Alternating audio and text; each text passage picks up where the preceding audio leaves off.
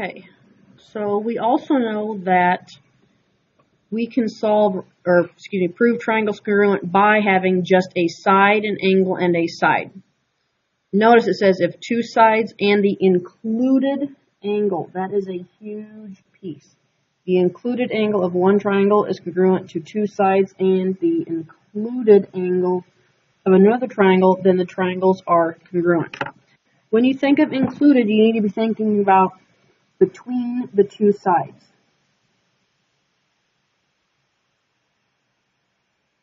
Either between the two sides or thinking of as the sides make up the angle.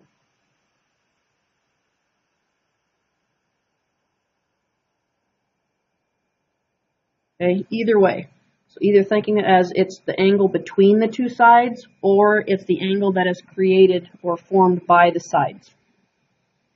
So if AB is congruent to DE, and the included angle, which is angle B, is congruent to angle E, and the side, which is side BC, is congruent to EF, then I can say that the triangles are congruent. Triangle ABC is congruent to triangle DEF by side angle side. So let's move on to the example of the proofs.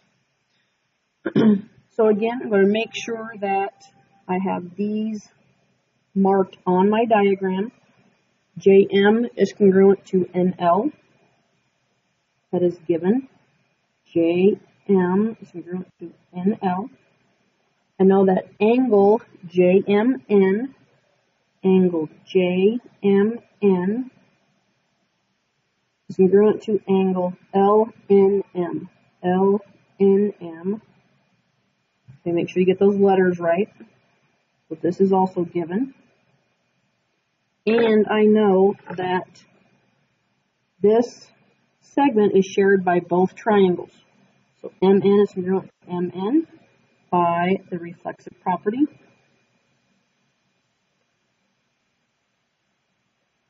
So let me look at my diagram. I have a side, and I do like to put like little S's, so this is representing a side. The MN is representing another side, and the angle is the included angle.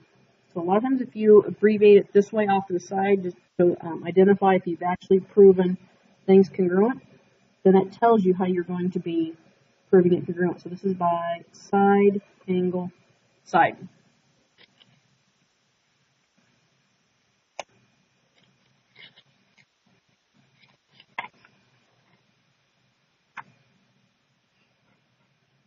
Okay, I'm going to go back, I think, to this example. Remember I told you about this?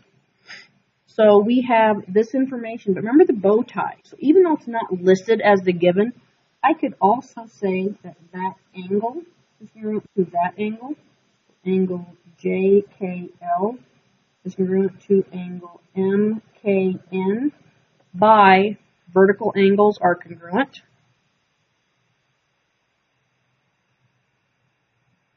And then notice I could have also proven these two triangles congruent by a side, an angle, and a side. Okay?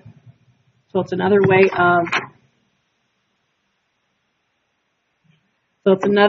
of identifying the two congruent triangles. Yeah, let's see. I am going to do number 7 on this worksheet, just because this is a very common error. HI is congruent to GJ. HI is congruent to GJ. That is given. And HI is parallel to GJ. Well, that doesn't help me at all yet. I'll put my little parallel indicators on there, but that was also given. So if I have a congruency sign, I know that I can label that as either a side or an angle. So this is a side. These are sides, but this isn't a congruency symbol, so this isn't going to give me another piece to my side angle side or side thing. But I do know that what parallel lines give me, and you'll see a lot of, are congruent alternate interior angles. So GJH is congruent to IHJ. And again, these lines are parallel. There's my transversal. This gives me alternate interior angles. So I can say by alternate interior angles are congruent. Make sure you realize that that is because the lines are parallel. I also know that HJ is congruent to HJ by the reflexive property.